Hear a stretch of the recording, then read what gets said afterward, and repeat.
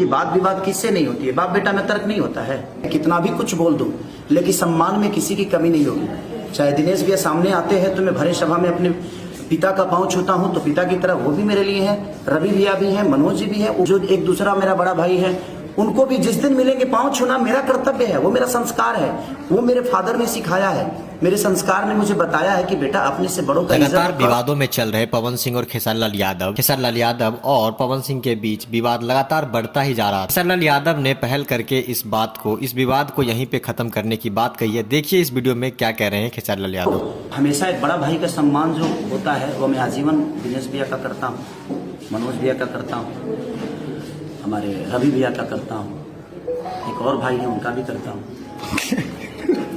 तो मैं सबका सम्मान करता हूँ और आज भी बड़े हैं मेरे लिए, कल भी बड़े रहेंगे, आजीवन बड़े रहेंगे, क्योंकि वो आपका संस्कार है। देखिए बात विवाद किससे नहीं होती है, बाप बेटा में तर्क नहीं होता है, होता है और वो जरूरी भी है। एक दूसरे की पहचान बताना, एक दूसरे की, आप अगर देखिए मेरे कहने के मतलब कि कल एक विधायक अगर कुछ बोल दे तो शायद लालू जी रिएक्ट ना करें, लेकिन जब नीतीश जी बोलेंगे तो लालू जी तो रिएक्ट करेंगे ना, क्योंकि उनके भी लोग हैं।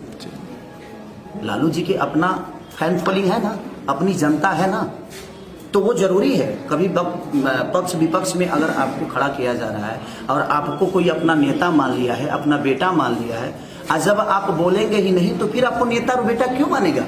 आप उसके हक की लड़ाई नहीं लड़ेंगे तो क्यों आपको मानेगा? वो नहीं मानेगा। तो दुनिया में बात विवाद चीजें होती रहती है और होना भी चाहिए, उससे रिजल्ट निकलता है कि कौन सही है, कौन गलत है, कौन कितना बड़ा है, कौन कितना छोटा है, ये मायने नहीं रखता। आपके विचारधारा कितने बड़े हैं एक दूसरे के लिए, वो हमेशा सम्मान। मैं कितना भी कुछ बोल दूं लेकिन सम्मान में किसी की कमी नहीं होगी। चाहे दिनेश भैया सामने आते हैं तो मैं भरे सभा में अपने पिता का पांव छूता हूं तो पिता की तरह वो भी मेरे लिए है, रवि भैया भी है, मनोज जी भी है, वो किस पार्टी के हैं, वो कहाँ के हैं, वो किस जाति से, ये मायने नहीं रखता।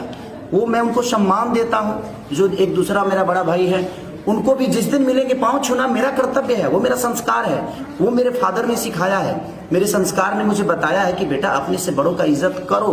दुनिया तुम्हारे बारे में क्या सोचती है ये मायने नहीं रखता।